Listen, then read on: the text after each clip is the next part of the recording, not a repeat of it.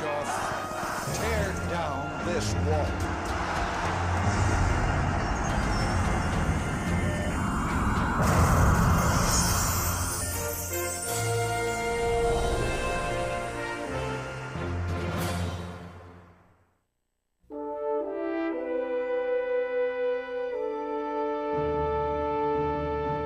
New York City's Great White Way, Broadway.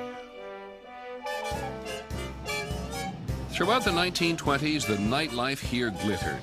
Bands played, and liquor flowed, and everyone who was drinking it was breaking the law. In the first month of the new decade, the 18th Amendment became the law of the land. The sale and consumption of alcohol was now illegal.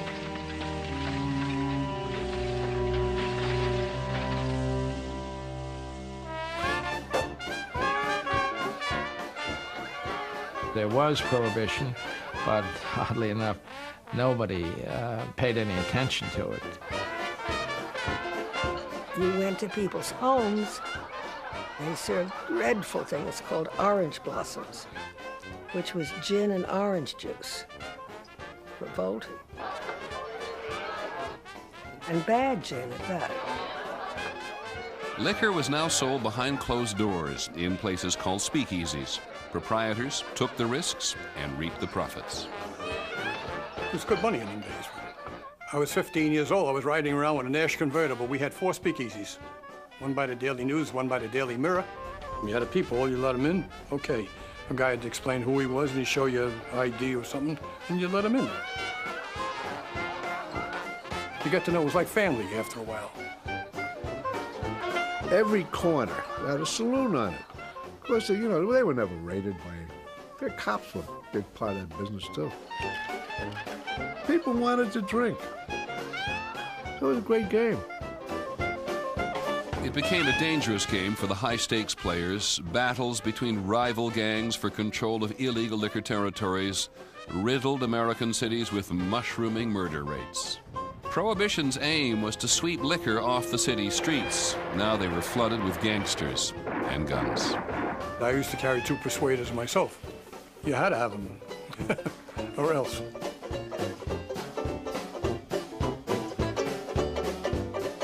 Prohibition and the general disregard which followed it was the perfect symbol for the 20s, a decade which was about crossing the line, smashing tradition, breaking boundaries. As modern America came of age in the 1920s, boundaries of all sorts, technological, geographical, and social, were shattered.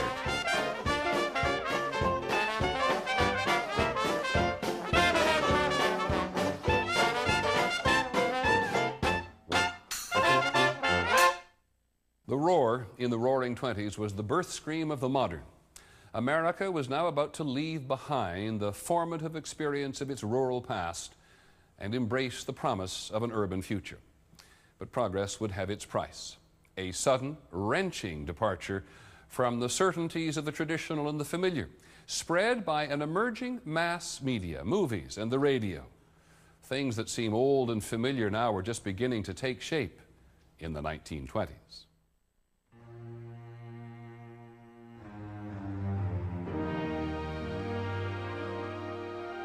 At the dawn of the 1920s, America was clearly entering a new era, an era defined by a vast and complicated urban culture that would dominate the rest of the 20th century. After World War I, there was an eagerness to embrace the new, and it was in America's cities, most dramatically in its biggest, New York, where the modern age was born. The very architecture of the city spoke of America's new ascendancy and her aspirations.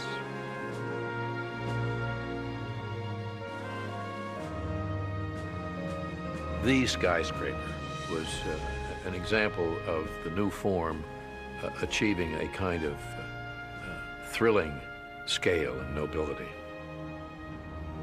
More people worked there than lived in the average small town in America.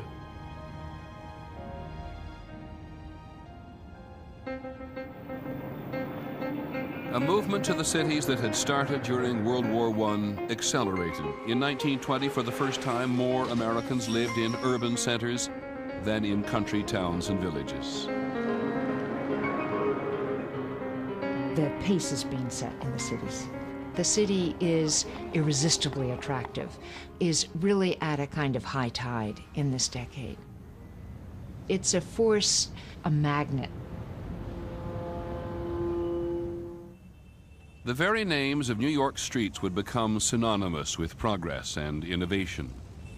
Broadway would represent the best and latest in American entertainment.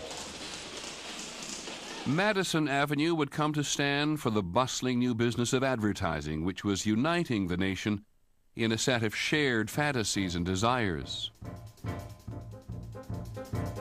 And Wall Street came to represent the decade's expanding economic opportunities.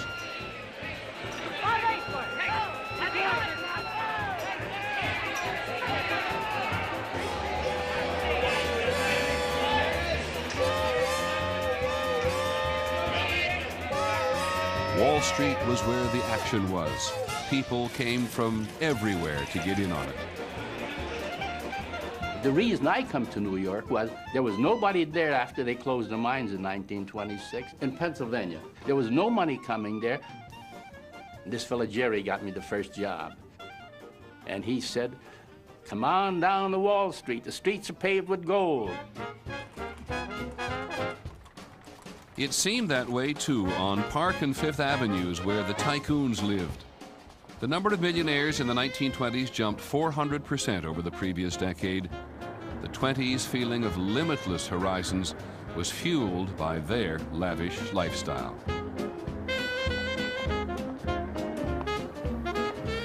Our family had a house at 934 Fifth Avenue when I was growing up. We had a place in Tuxedo Park and a house in New York, and then we used to come to Southampton in the summer. Everybody seemed to be having a good time. In those days, you had lots of help. You had a cook, you had a kitchen maid, and you had a laundress. And then you had a parlor maid, a chambermaid, and mother's maid. How many does that make? 6, but I think there were 8, actually. Terribly nice people. Almost everybody had a boat. I recall in the 20s, you would see a harbor filled with yachts. I mean, really filled, almost gunnel to gunnel, and we didn't refer to yachts as such unless they were 100 feet or over.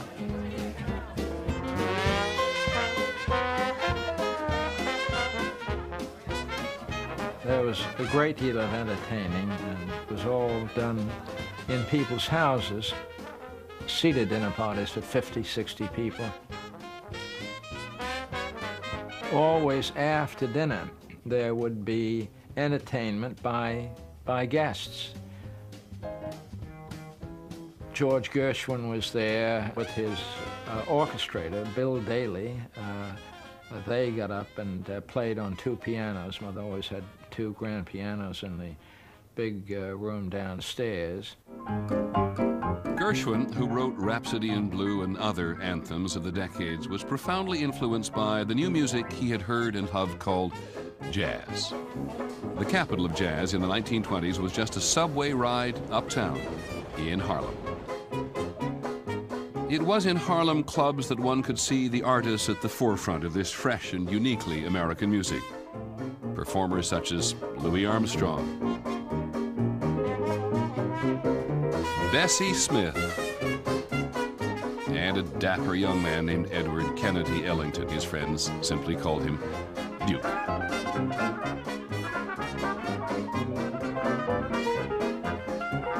Duke was the essence of what black music was all about. Everybody else was heading in that direction, but Duke was there. The first time that I was seized by the music was the first time I heard Duke Ellington broadcast from the Cotton Club, where Broadway, Hollywood, and Paris rub elbows. people came from all over the United States to experience what was going on in Harlem in the 20s. When I was young then, and often we went up to Harlem at night to dance and everything. We all saved up for months to get the money to go out to a nightclub. Of course, the music was wonderful.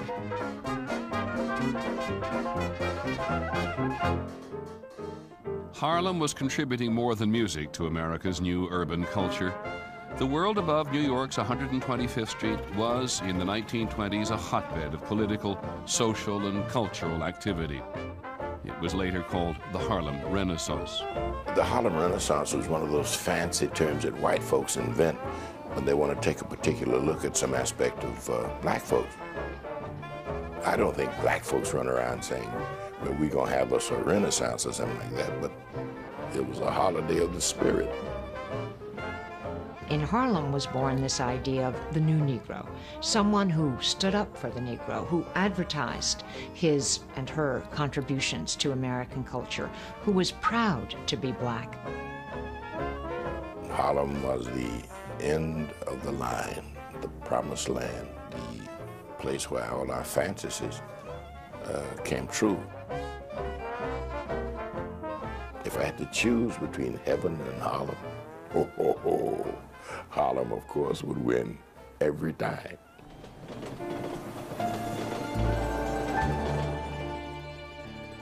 While Harlem seemed a promised land for black Americans, New York's Lower East Side was for European immigrants their gateway to the American dream.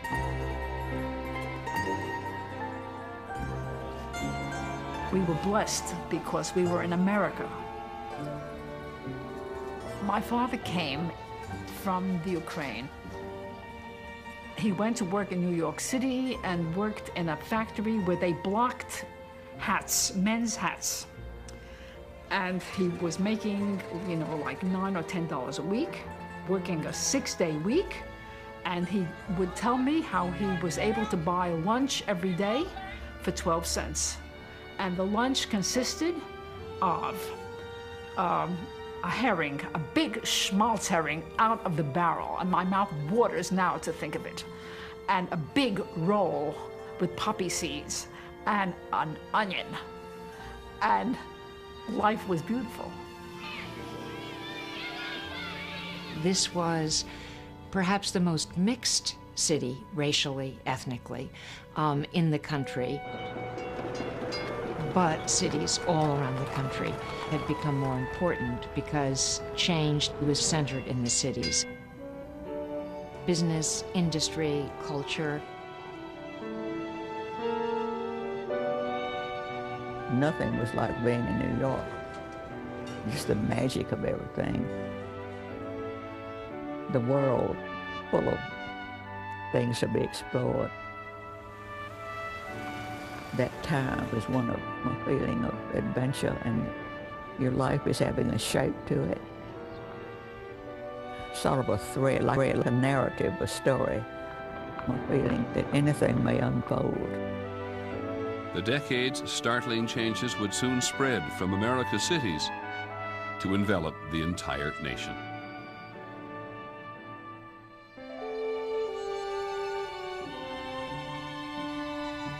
Far from the speakeasies and the dance halls and the nightclubs, there was another America in the 1920s. Here, people still lived as their parents and grandparents had, and they liked it that way.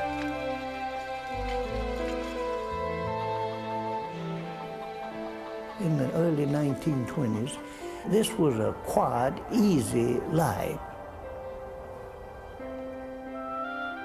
Neighbors would come over, what we call the front porch visits. And that's where there would be discussion, maybe a little gossip. Throughout the 1920s, new technologies would transform daily life. At the beginning of the decade, most Americans lived without electricity. When night fell, only candles and lamps held off the darkness.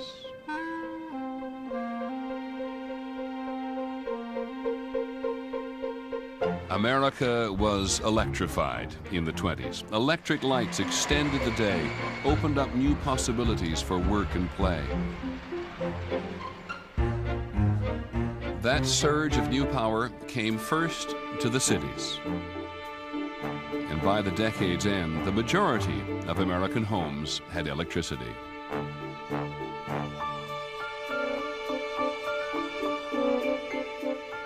You can't understand this century without understanding the effect, the impact of science and technology. My father's generation is the one that really saw amazing changes.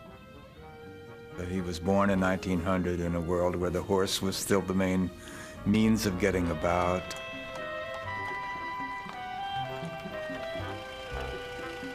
The car seemed to me more revolutionary in a way than anything that's happened since. Totally changed the kind of space we live in, really. The car would give Americans a sense of autonomy and freedom. The freedom to escape their city or town, to go away on a vacation, or simply on a day's outing. By mid-decade, the government was spending more than $1 billion on the construction of highways, bridges, and tunnels. The beginnings of a national infrastructure which knit the country together.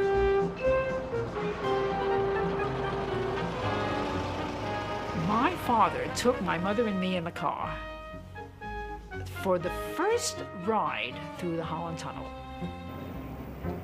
This was opening night. All the cars were lined up to go through the tunnel. I was petrified. I cringed. Suppose the water leaks in. How did they build the tunnel under the water? Where's the water? And I imagined as we were riding through the tunnel that I heard the waves overhead.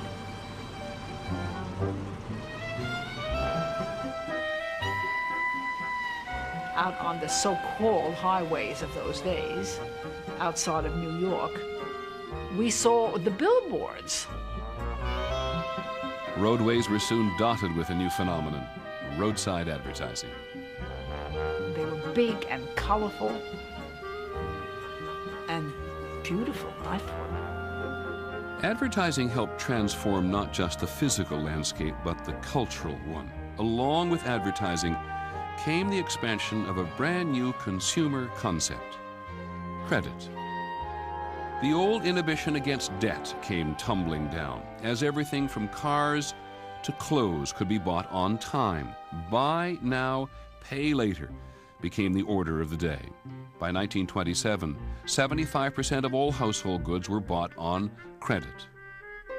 And in the last years of the decade, the item desired most was the radio. First, we'd like to ask you to let us know if this broadcast is reaching you. From its scratchy beginnings in 1920 as a mere hobby, radio would become a nationwide phenomenon as important as the car. Young radio enthusiast Albert Sindlinger was there at the birth of modern radio.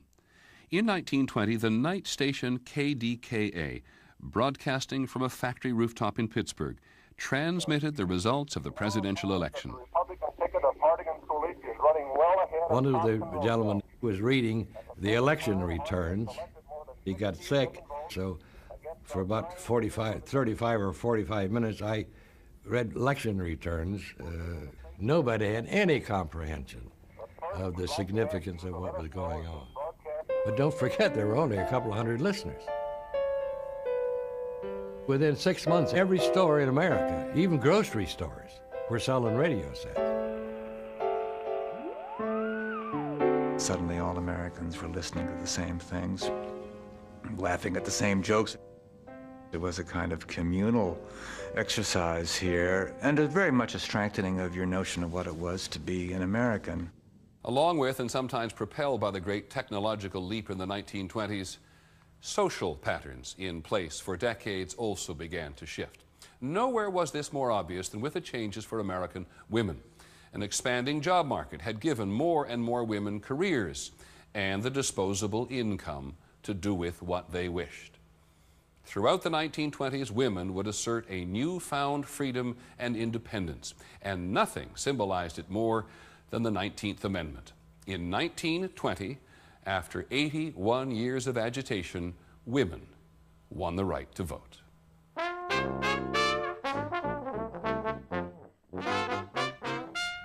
A woman's lot had changed in almost every way.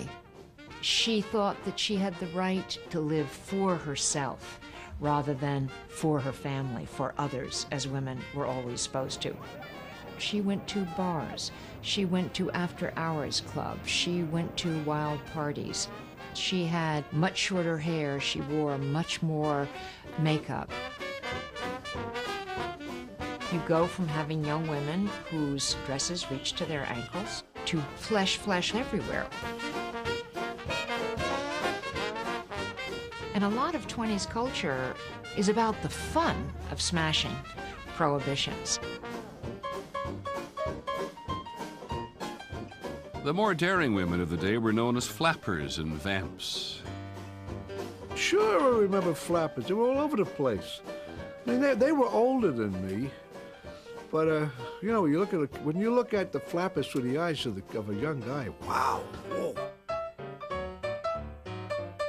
I think a flapper was the type of young woman who just wanted to see how far she could go and then would stop because she'd be afraid to go too far. And a vamp didn't care how far she went.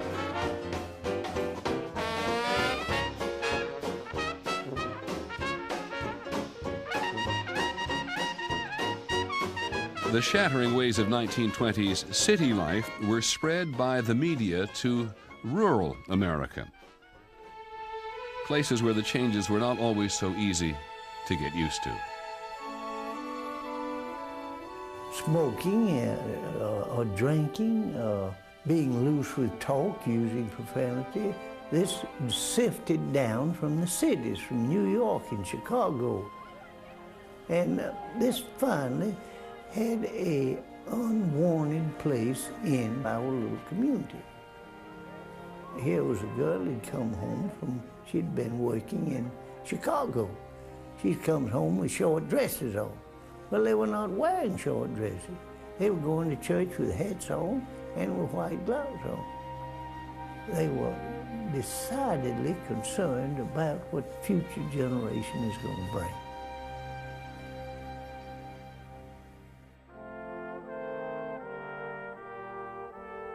This country was founded on a respect for God and a sense of righteousness and keeping of the Sabbath day, and people brought their children up under discipline and under the reading of the Scripture. And all of those things were part of the things that bound us together in America. The people were solid, with church going and very little crime and so on.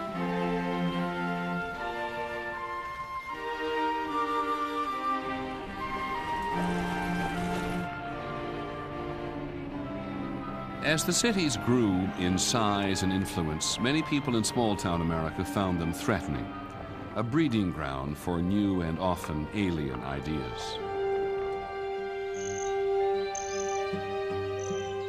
In one small American town, the forces of traditional religion and modern science would clash in a battle heard round the world. Here in Dayton, Tennessee, in the summer of 1925, one of the century's most famous courtroom battles would take place. John T. Scopes stood accused of teaching Darwin's theory of evolution, that man and ape shared a common ancestor. That was against the law in Tennessee. The Scopes trial attracted the best legal brains of the time. William Jennings Bryan, 3 times presidential candidate and a Christian fundamentalist himself, came to prosecute. Clarence Darrow, the celebrated Chicago trial lawyer, came to defend Scopes. Outside, as the trial progressed in the scorching summer heat, Dayton had itself a carnival. People would bring in trained chimpanzees dressed in suits and ties, and they'd lead them up and down the streets. Read Your Bible was everywhere in town, posted up on the street, across the street, banners. And you walk maybe 100 yards this way and you'd have a street preacher. I didn't know what he was preaching about. And you never saw the same people twice. You go to the same place next day, there'd be some other people from some other part of the United States there. But it was a lot of hoopla. I enjoyed it. The Scopes trial became emblematic. Everybody had to make up their mind. People who'd never been to Tennessee, couldn't even find Tennessee, had to think about this question. Do I believe in modern science? At times, it seemed that the whole world had converged on Dayton. The aisles were filled and the walls were lined with newspaper people from England, from Spain, from France. We had so many newspaper people there that you couldn't stir them with a stick. When all the hoopla ended, John T. Scopes was found guilty and fined $100, a ruling later overturned on a technicality. What Scopes represented and what the world came to witness was a colossal clash of ideals. The cool reason of science seemed to threaten the deep and abiding roots of religion. It was one thing to replace the family mule with a Model T, but quite another to trade Matthew, Mark, and John for Einstein, Freud, and Darwin. For many people, these were confusing times. And what may have been the most unsettling about the pace of change in the 1920s was that people really wanted both the benefits of the future and the familiar comforts of the past.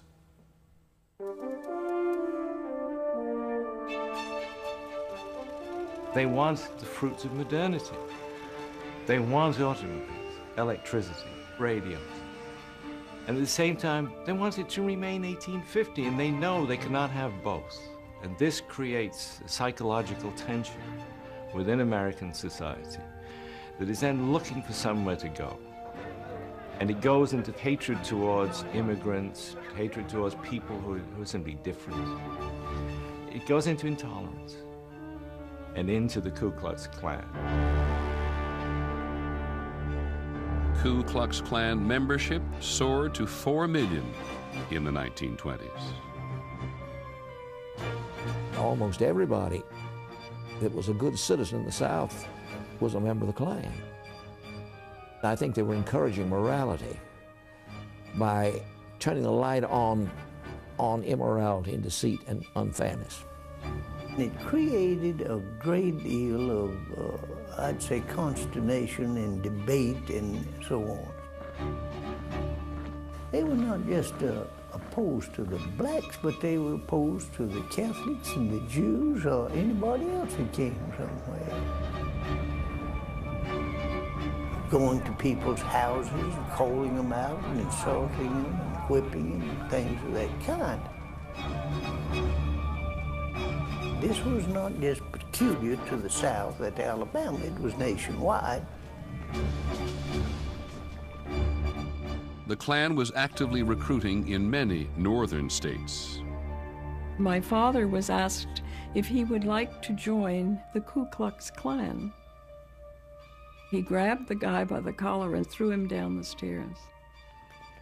3 nights later, almost directly across the street, there was a large cross burning.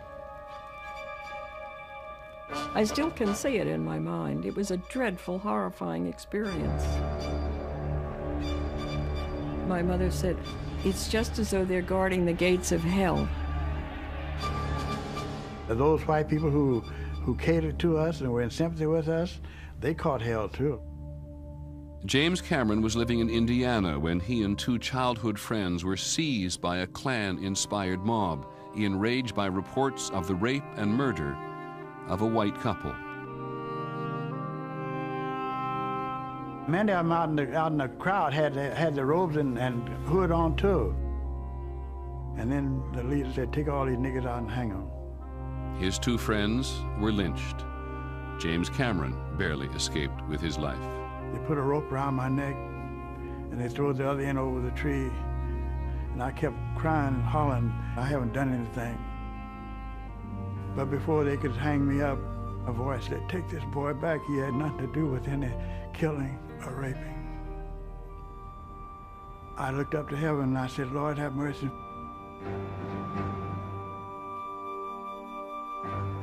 Throughout the decade, an estimated 200 people were lynched by the Klan. This organization, claiming to uphold the values and virtues of the past, became so powerful in the 1920s that it seized political control in 7 states. And in 1927, Klansmen marched, 50,000 strong, down the streets of the nation's capital. Clearly, the forces of 20s modernity had stirred a bitter resistance. Then the Manasseh Mauler lashed out in his old ferocious style. Several fast, deadly punches. In a decade fraught with so many changes, people in the 1920s seemed hungry for old-fashioned heroes, and an explosion in spectator sports provided them. Sports giants became household names, their every move followed by radio and an eager tabloid press. One name was known in more households than any other.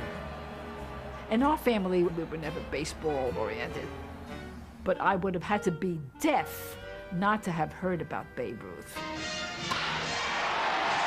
George Herman Ruth, the Babe, reshaped America's pastime. In an era of big events, he excelled at the game's biggest excitement, the home run. He hit 60 of them in a single season in 1927, a record that would stand for 4 decades. Fans drove from miles around to see him. We used to get in the truck, 7 of us, put hay in the truck and just sit on it. And in 3.5 hours, we were from Scranton to the Yankee Stadium. It was 35 cents to see the Babe, Lou Gehrig, all the Yankee players. Babe Ruth was a hero. Lou Gehrig was always my hero. Seems like everybody back then was a hero. We'd write and get autographs. They graciously sent us pictures. 3-cent postage stamp, you got your picture back.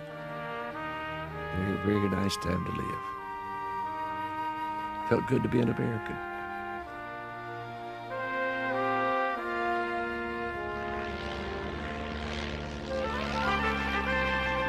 The public's fascination with flying in the 1920s seemed fitting for a time when even gravity couldn't hold down progress, and when every boundary seemed just waiting to be broken. Once I got up about 1,000 feet, it was like I was home. And that's the only way I can describe it to you. I was home. I'd never wanted to be anyplace else. In 1927, one pilot would put aviation and himself on every front page in the world. On a misty May morning outside New York City, a plane called the Spirit of St. Louis was ready to take off for Paris. No one had ever flown solo across the Atlantic before. 6 others had tried, failed, and died. Ready to take the chance this time was Charles Lindbergh, the 6'2" son of a former congressman from Minnesota. Thousands of people came to watch him take off.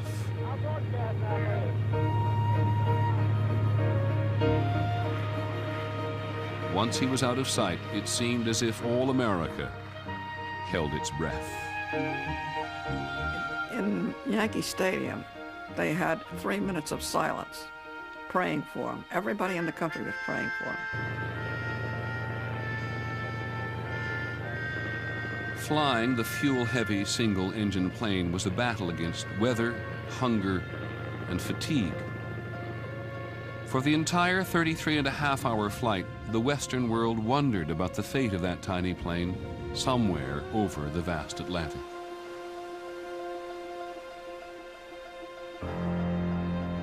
It was a Saturday night. They hadn't heard from him for a long time.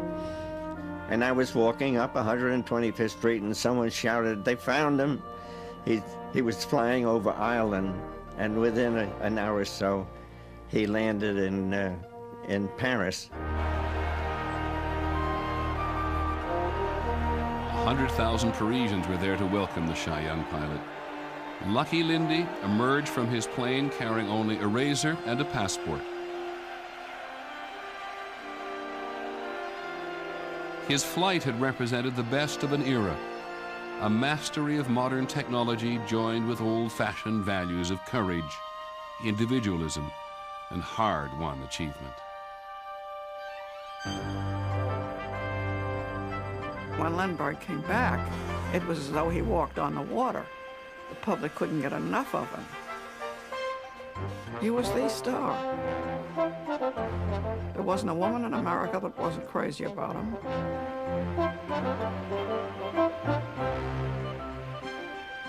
He was a hero. He was a nice guy. He was new. He was young. He was, he was kind of gawky, but that was what they wanted. The parade for Lindbergh down Broadway was the biggest national celebration since the end of World War I.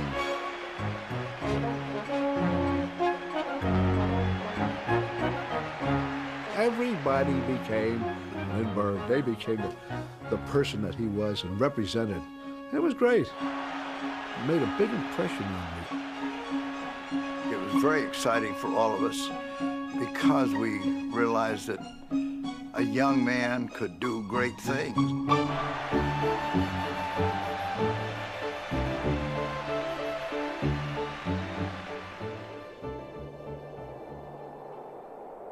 After Lindbergh's triumph, there remained only one continent for the airplane to conquer: Antarctica. The frozen and forbidding landscape at the bottom of the world was the boundary one of the century's great explorers, Admiral Richard Byrd, set out to break. His goal was to fly over the South Pole. His expedition was flooded with young and eager volunteers, all of them wanting to be heroes. Admiral Byrd was going to select, I forget how many Boy Scouts to go to the pole. Now, I was about 12 at the time, and I was nominated as one of the guys to go. Now, this was a big thing. It was in all the papers. So I come home and says, "Ma, what do you think? I'm going to go to the North Pole with Admiral Byrd." She says, "You can't go." I says, "Why?" She says, "You'll catch your death of cold." I never went. My cousin went instead. Nice, isn't it? There were 120 men connected with the Byrd expedition. 20-year-old Harvard student Norman Vaughn dropped out of school, trained for a year, and was finally selected to go on the adventure of a lifetime. We stepped on land that had never been seen or touched before, and that just excited me beyond words. Absolutely a new frontier. The expedition's home base was called Little America. Its 2-year mission was to conduct geological research and prepare for Byrd's record-breaking attempt. We were responsible for getting out onto the interior of Antarctica as far as we could to be there for Admiral Byrd's rescue expedition should he have had a forced landing.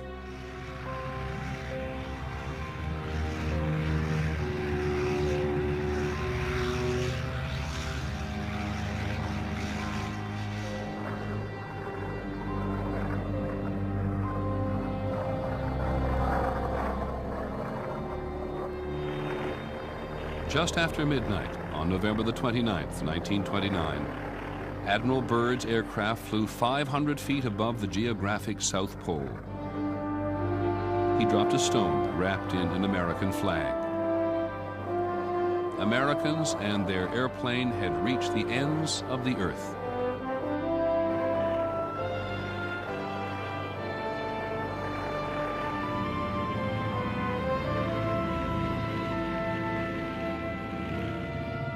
By the end of the 1920s, anything seemed possible.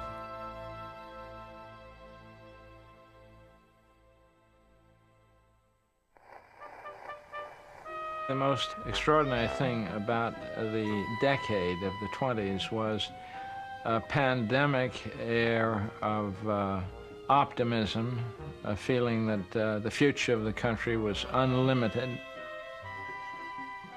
One of the great jazz songs of the day was Blue Skies. Only but blue skies do I see.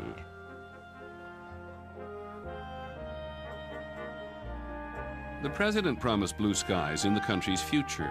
At his inauguration in 1929, Herbert Hoover repeated the common wisdom of the day that Americans were on their way to riches. If proof was needed, all one had to do was look at the bubbling pool of wealth, the stock market. The butcher, the baker, the candlestick maker, everybody, oddly enough, was in the stock market. One of our chauffeurs was in the market. If he can be in the market, anybody can be in the market. There were no regulations as we have now. People got away with murder all the time. The government didn't bother them. So they were all making money. They were doing very well. A boom in buying had driven up stock prices. Suddenly, in October of 1929, investors started cashing in their overpriced stock. A panic of selling started. On October 29 of 1929, it was obvious from the opening bell that things were wildly amiss. At 9:30, there was a rumble on the floor. One of the page boys said, "Hey, Mike, look at the sell orders coming out of those phones." The wheels really started to come off. The stock market went into a free fall. Crowds gathered in the street outside of the exchange. At 3 o'clock, the bell rang and that was it. More than $30 billion in paper value simply vanished that day as the stock market crashed. The famous word, the crash. Overnight, it was like bombs fell.